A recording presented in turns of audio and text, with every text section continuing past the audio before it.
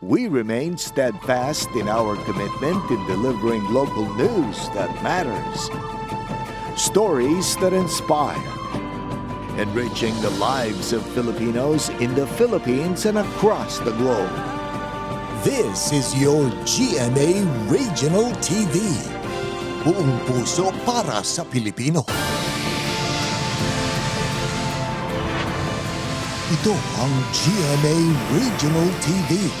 Balitang Southern Tagalog. Magandang hapon mga kapuso. Narito na ang balitang Southern Tagalog. Hatid namin ang mga pinakamalaki at pinakahuling balita sa Timog Katagalugan. Live mula rito sa GMA Batangas Station, ako po si Ace Medrano. Ako naman po si Ivy Saunar Gasang. Kinumpirma ng Police Regional Office Calabarzon na isang pulis ang person of interest sa pagkawala ng guro at beauty queen na si Catherine Camilon. Narilib na sa pwesto ang naturang pulis habang gumugulong ang investigasyon. Tutukan yan sa report ni Hazel Alviar. Kinumpirma ng Police Regional Office Calabarzon na kabaro nila ang ituturing ngayong person of interest sa nawawalang public school teacher at beauty queen na si Catherine Camilon. Hindi na nagbigay ng iba pang detalye ang Pro Calabarzon tungkol sa pagkakakilanlan ng sangkot na pulis, maliban lamang sa isa itong miyembro ng Police Calabarzon. Ayon sa kanilang investigasyon, may relasyon umano ang dalawa at sila raw ang huling magkasama bago napaulat na nawawala si Catherine. Lahat ng mga na-interview natin ay nagsasabi na siya yung huling kasama nitong si Miss Catherine, base na rin sa text messages at base na rin sa nakuha natin sa ACG na palitan nila ng text messages doon sa isang kaibigan niya. Kung kailan sila unang nagkita, saan sila nagkakilala. Kasama po ito sa investigasyon na ginagawa. Narilib na umano sa pwesto ang pulis at kasalukuyang nasa holding unit ng Regional Office noon pang October 23. At para magkaroon raw ng patas na investigasyon, ipinasa na ito ng Pro Calabarzon sa Criminal Investigation and Detection Group o CIDG. Patuloy pa ring pinaghahanap ng pulisya ang kinaroroonan ni Catherine, maging ang sasakyang gamit nito na ibinigay lang umano sa kanya. Pero positibo daw ang pulisya na buhay pa ito. Nagbigay na tayo ng instruction sa hepe ng TUI Batangas na bigyan ng security at assistance itong pamilya ni Miss Catherine. Sinusubukan pa ng GMA Regional TV Balitang Southern Tagalog na mahingan ng pahayag ang pamilya ni Camilon tungkol dito. Kasama si JR Manjares, Hazel Alviar, Balitang Southern Tagalog. Unti-unti nang dumadagsa ang mga pasahero sa Batangas Port ngayong araw, October 27. Samantala, nakumpiska ang ilang patalim sa ilang pasahero sa loob ng pantalan. Para sa detalye, makakasama natin live si Paul Hernandez. Paul?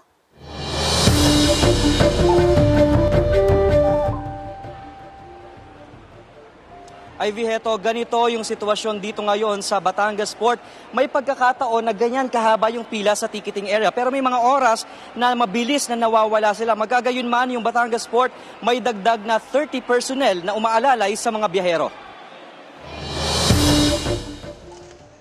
Mula sa Taguig, nag-leave na sa trabaho si Jobert para makabiyahe papuntang Pinamalayan, Oriental, Mindoro. Mabilis pa siyang nakakuha ng ticket kanina. Kasi po may baby kaming kasama ko yung misis ko.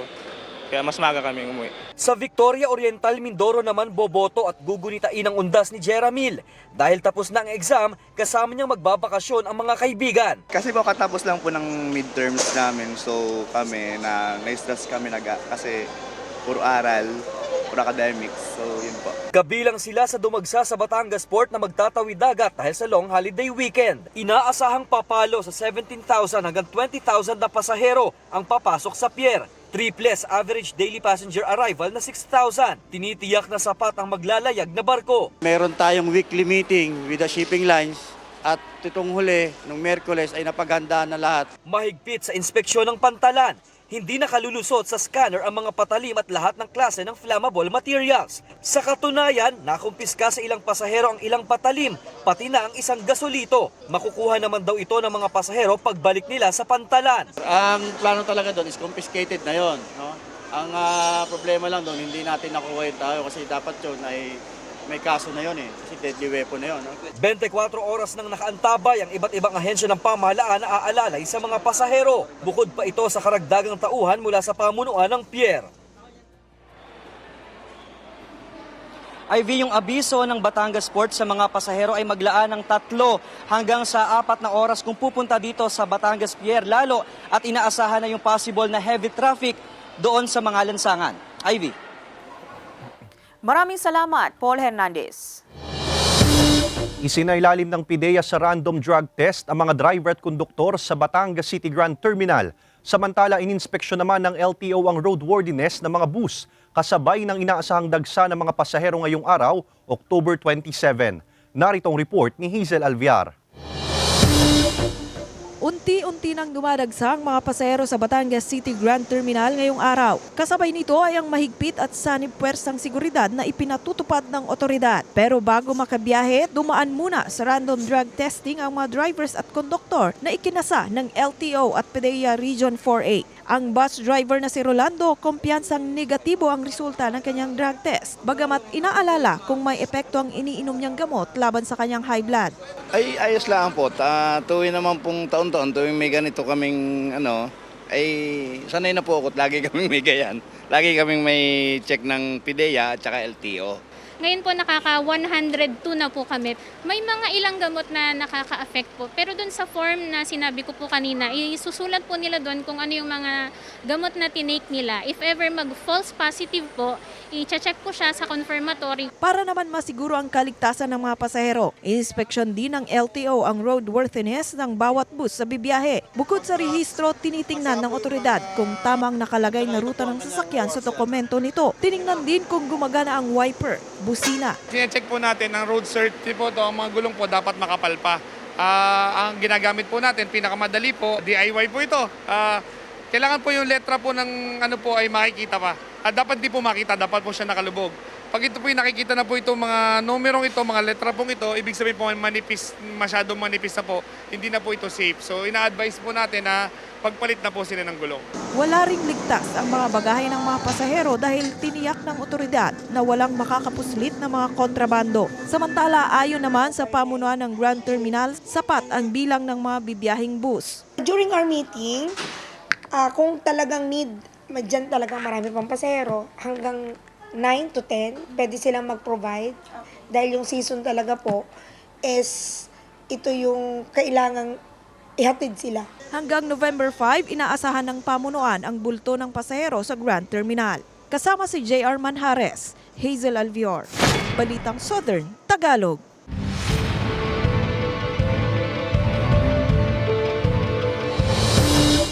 Nag-ikot ang COMELEC sa huling araw ng Oplan Baklas at pinagtatanggal ang ilang illegal campaign posters. Ang detalye sa report ni Paul Hernandez.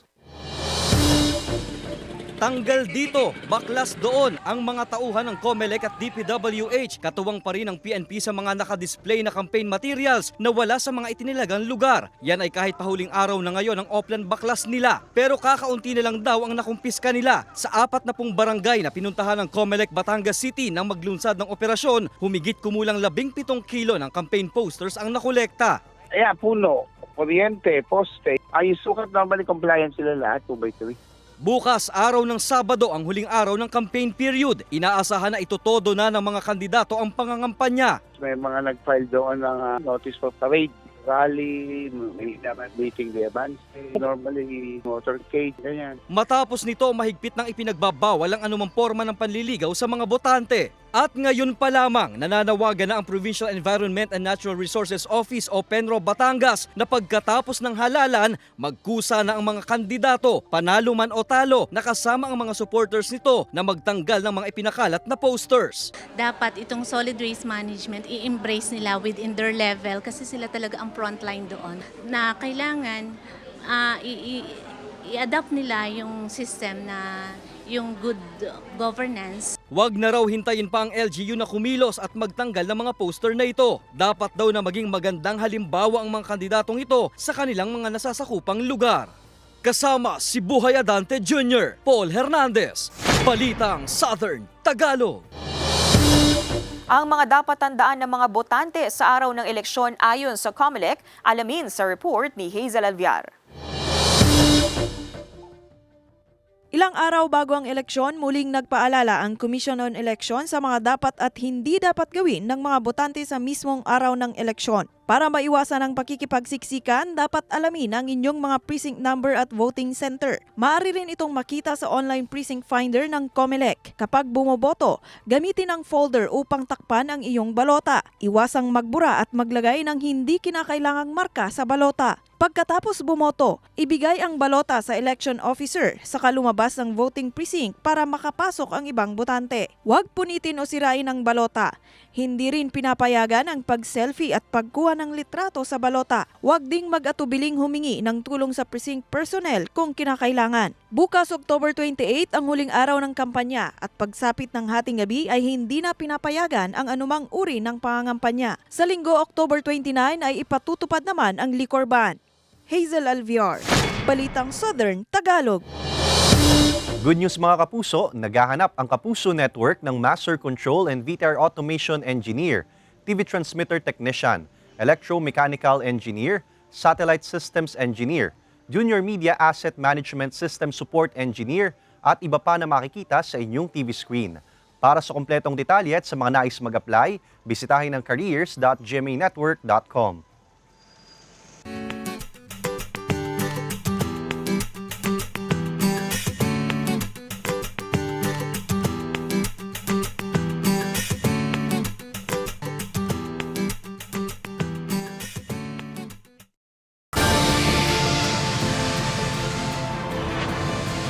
Ito ang GMA Regional TV, Balitang Southern Tagalog.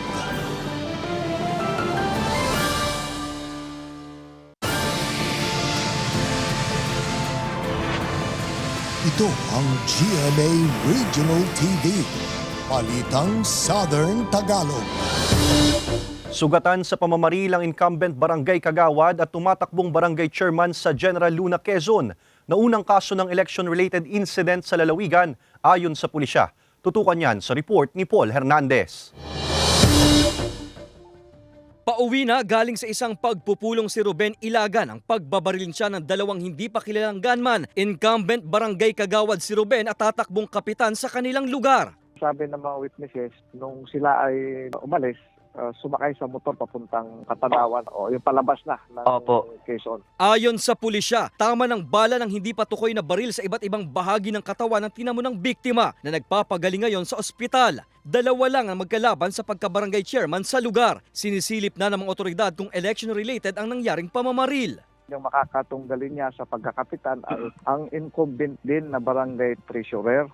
Yung kasing incumbent na kapitan ngayon ay mag-graduate na, so hindi siya tatakbo. Based naman sa kanyang assessment, sabi niya, wala namang away itong dalawa. Ito raw ang unang kaso ng pamamaril sa lalawigan kung saan biktima ang isang kandidato mula nang magsimula ang campaign period. Sinisikap ang makuhanan ng panig ng GMA Regional TV Balitang Southern Tagalog ang biktima. Paul Hernandez, Balitang Southern Tagalog.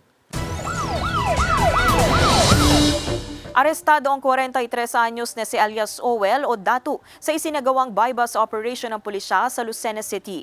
Itinuturing na high-value individual ang suspect na nahulihan ng humigit kumulang 20 gramo ng hinihinalang shabu na nagkakahalaga ng mahigit 420,000 pesos. Nasa kustodiya na ng Lucena City Police ang suspect at naharap sa kaukulang kaso. Sa kaparehong araw, natimbog din ang 61 anyos na si alias Dorot sa operasyon ng pulisya kontra droga sa Lopez, Quezon. Na-recover sa suspect ang nasa 25 gramo ng hinihilanang iligal na droga na nagkakahalaga ng mahigit 500,000 pesos. Naharap ang suspect sa kasong paglabag sa RA 9165 o Dangerous Drugs Act of 2002. Sinusubukan pa ng GMA Regional TV Balitang Southern Tagalog na makuhanan ng pahayag ang mga nahuling suspect. 70 anyos na lalaki sa Camarines Norte na tradisyon na ang paglilinis ng mga puntod na kapareho ng kanyang apelyido, kilalanin sa report ni Hazel Alviar. Bihira pa lang ang mga pumupunta sa Catholic Cemetery sa bayan ng Dait, Camarines Norte. Kaya naman matumal pa umano ang kita ng mga nagpapabayad para maglinis at magpintura ng mga nicho dito. Gayunpaman, kapansin-pansin ang 70 anyos na si Lolo Danilo na naroong naglilinis at nagpipintura. Kwento ni Lolo Danilo, humigit kumulang 30 taon na niyang ginagawa ito. Namumuhunan daw siya ng 1,000 piso para sa mga gamit at pintura na tiyak naman daw na mababawi hanggang sa matapos ang undas. Matagal na akong nagagawa rito. Mga elementary pa ang anak ko. Ay ngayon may asawa na. Pero may mga pagkakataon raw na libre niya na itong ginagawa sa bawat sementeryong kanyang napupuntahan. Hindi raw niya maiwasang linisan at pinturahan ang mga puntod na may kapareho ng kanyang apelyido. At kahit raw hindi kaanak at kaapelyido, kung ang mga puntod ay tila hindi nabibisita ng mga kaanak, nililinisan at pinipinturahan na niya ang mga ito. Nililinisan ko, patapos may nadalaw, binibigyan akong pera. Sabi ko, wag ka ko tahi, wala man akong kausap dyan. Hindi ko ako yan kinuha na linisan. Sa kabila nito, may kaunting kurot raw sa kanyang puso dahil hindi raw niya tiyak kung may gagawa nito sa kanya kung siya naman ay mamaalam na. Pero gagawin pa rin daw niya ito hanggat malakas pa para sa mga yumaong tila nakalimutan na umano ng kanilang mga mahal na nabubuhay pa. Hazel Alvior, Balitang Southern Tagalog.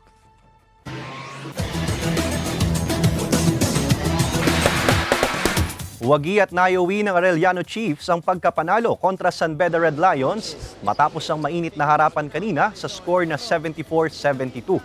Nakuha ng Red Lions ang pabor sa first half ng laro matapos magkaroon ng malaking lamang laban sa Arellano Chiefs. Dikit at hindi nagkaroon ng tsansa ang Chiefs na makabawi sa pagpasok ng second half. Ngunit ibinuhos ng koponan ang lakas at opensa sa pagpasok ng huling quarter.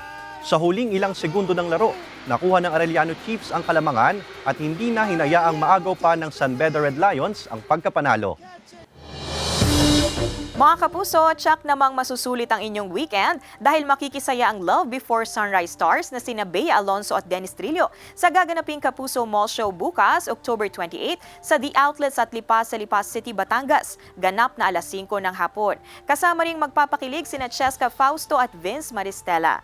Tsak na mag-e-enjoy kayo sa mga inihandang games at performances ni Bea, Dennis, Vince at Cheska.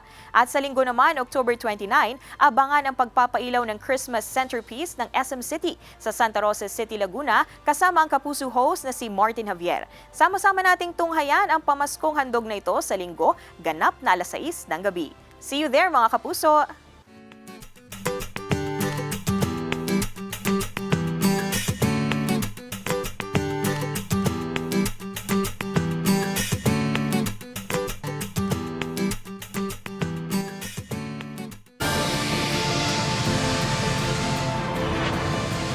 Ito ang GMA Regional TV, Balitang Southern Tagalog.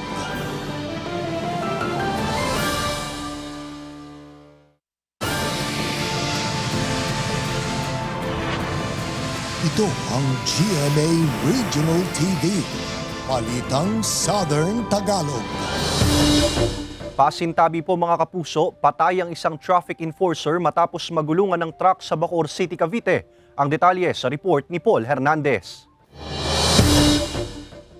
Malagim ang sinapit ang traffic enforcer sa Bacoor City, Cavite na si Albert Bulaon matapos siyang magulungan ng 14-wheeler na ito sa Molino Boulevard umaga nitong Miyerkules. Wasak ang helmet na suot ng biktima, senyales ng matinding pinsala nito sa ulo. Sa report ng Bacoor Police, hinabol ang traffic enforcer na sakay ng motorsiklo ang 14-wheeler para sana sitahin dahil sa ipinatutupad na truck ban ng umagang yon. So sa paghabol niya, nag-overtake siya sa right side ng truck. Unfortunately, hindi ata napansin ng truck na may enforcer na humahabol sa kanya. Sumabit yung side mirror, siguro kasama na rin yung manibela ng motor.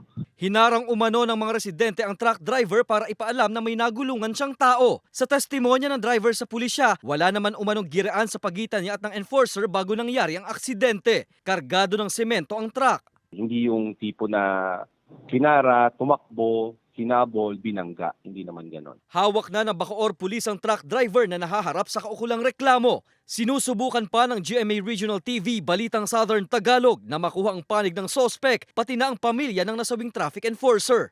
Patuloy ang investigasyon sa kaso. Paul Hernandez, Balitang Southern Tagalog.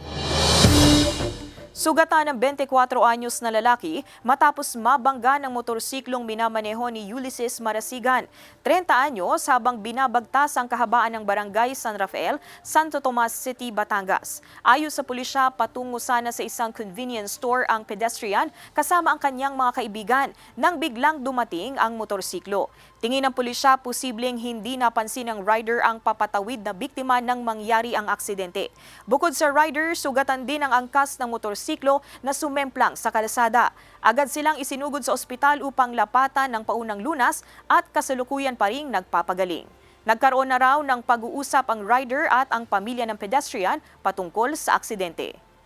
Posibilidad din po na may katulinan kasi nga po, unang-una, madaling araw po nangyari yung aksidente na kung saan ay madalang po yung mga sasakyan na nadaan po ma'am. Dahil nga po medyo madilim pa rin po sa lugar na yon, posibilidad na hindi niya po napansin yung natawid pong biktima po ma'am. Tiniyak ng Department of Trade and Industry na walang pagtaas sa presyo ng mga kandila at bottled water. Samantala ang ilang residente, maaga nang dumalaw at nagpalinis ng puntod ng yumaong kaanak sa ilang sementeryo sa Batangas City. Narito ang report ni Paul Hernandez. Bukod sa bulaklak, kandila ang isa sa hindi nawawala sa mga binibitbit tuwing dumadalaw sa sementeryo. Kaya kasama yan sa binabantayang presyo ng Department of Trade and Industry o DTI. Ngayong undas, nagbabala ang ahensya sa mga negosyanteng nag-overprice nito. Huwag daw sobra-sobra ang patong sa presyo. Umiiral pa rin kasi ang suggested retail price o SRP nito na huling inilabas nitong Pebrero. Ang presyo niya naglalaro mula 33 pesos hanggang 177 pesos depende sa klase at sukat. We also would want to advise the public to buy their necessities mula sa mga groceries, mga supermarkets, the fact na ito po talaga yung regular na minomonitor ng Department of Trade and Industry. Nasa basic necessities and prime commodities din ang bottled water na hindi rin dapat masakit sa bulsa ang presyo. May fixed SRP ito na 6 pesos hanggang 88 pesos depende rin sa laki ng bote. Nauna nang nag-ikot ang ahensya sa ilang tindahan para silipin ang mga presyo nito. Nagkaproblema lang ang ilang negosyante dahil sa kawalan ng price tag ng mga produkto. Kasi nga sabi natin, magkakaroon ng medyo kakaibang demand for this particular period dahil November 1 and 2, All Saints Day and All Souls Day, dadagsa ang mga tao sa sementeryo. Hinihimok ng DTI ang publiko na magsumbong sa kanila kung may kahina-hinalang paggalaw sa presyo ng basic necessities and prime commodities. Samantala, maaga na ring dumalaw sa mga sementeryo at nagpalinis ng puntod ng mga yumaong kaanak ang ilang residente sa Batangas City. Anila, ayaw nilang makipagsiksikan sa dagsa ng mga bibisita sa mismong araw ng undas. Kasado na rin ang ipatutupad na seguridad ng pulisya, lalo na sa mga entry at exit points ng mga sementeryo sa lungsod. Kasama si Buhay Adante Jr., Paul Hernandez, Balitang Southern Tagalog.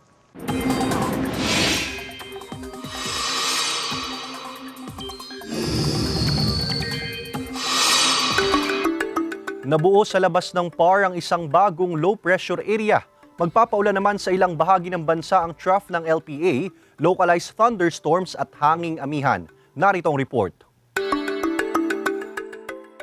Naging ganap na low-pressure area na yung kumpul ng kaulapan sa labas ng Philippine Area of Responsibility. Huling namataan ng LPA, 2,165 kilometers, silangan ng Mindanao. Sabi ng Pag-asa, sa ngayon ay mababa pa ang tsansa nitong maging bagyo, pero patuloy na imo-monitor ang magiging pagbabago sa mga susunod na araw. Hindi rin inaalis ang tsansa nitong lumapit o pumasok sa PAR. Makakaapekto na ang trough o extension ng LPA sa ilang bahagi ng Mindanao. Iiral din ang amihan sa ilang bahagi ng Luzon at localized thunderstorms naman sa iba pang bahagi ng bansa. Base sa datos ng Metro Weather, may tsansa ng ulan sa ilang bahagi ng Rizal, Cavite, Batangas, Quezon, Marinduque, Mindoro Provinces at Palawan. May tsansa rin ng ulan sa ilang bahagi ng Visayas at Mindanao. Samantala, para sa darating na barangay at SK elections, sabi ng Pag-asa, posibleng ulanin ang Visayas, Bicol Region, Caraga at Quezon dahil sa shear line at LPA. May mga pagulan din sa iba pang bahagi ng bansa dahil sa localized thunderstorms at amihan.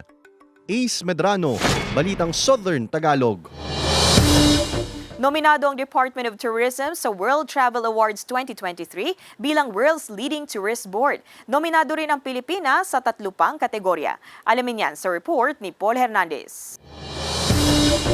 Patuloy ang pamamayagpag at pagpapakilala ng natatanging ganda ng mga tourist destination sa bansa. Patunay riyan ang nominasyon na nakuha ng Department of Tourism o DOT sa World Travel Awards o WTA 2023 bilang World's Leading Board. Bukod dyan, nominado rin ang Pilipinas sa WTA 2023 sa 3 magkakaibang kategorya, kabilang ang World's Leading Beach Destination, World's Leading Dive Destination at World's Leading Island Destination. Ngayong taon din lamang sa ika-5 pagkakataon, nasungkit ng bansa ang titulong Asia's Leading Dive Destination. Dinaig nito ang iba pang mga bansa sa Asia. Unang nakakuha ng nominasyon ang Pilipinas sa Travel Awards noong 2013 hanggang nagtuloy-tuloy ng kinilala ang mapang-anyaya nitong ganda. Nakipagsabayan sa ibang bansa mula sa Caribbean, Amerika at Europa. Ipakita ang pagmamahal sa Pilipinas sa pamamagitan ng pagboto. Bisitahin ang www.worldtravelawards.com/vote at i-click ang Philippines sa mga magkakaibang kategorya para mapabilang ang inyong mga boto. Magsasara ang botohan sa November 17, 2023.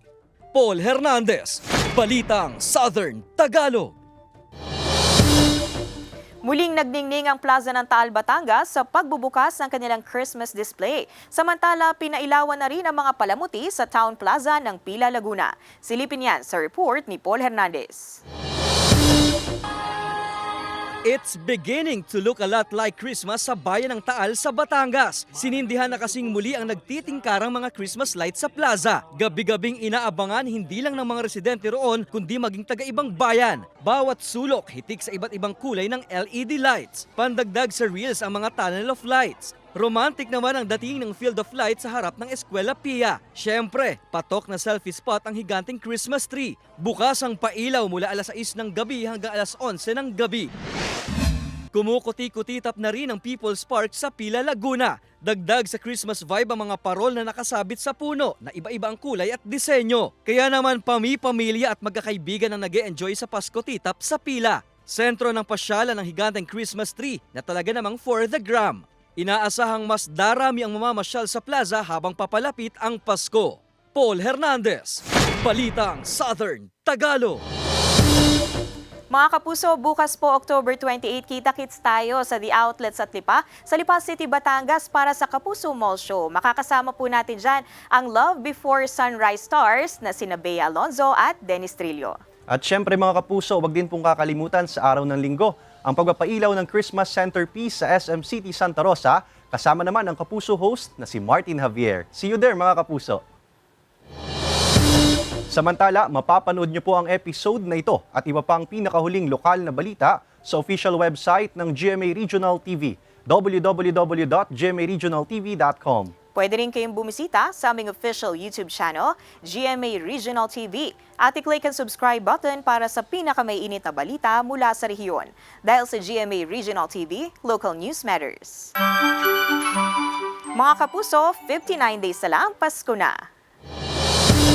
At yan ang mga pinakamalaki at pinakahuling balita sa Timog Katagalugan. Maraming salamat sa pagsama sa amin, pati na mga kapuso sa ibang bansa na tumutok sa mga balita sa rehiyon. Kami, ang GMA Regional TV, Balitang Southern Tagalog.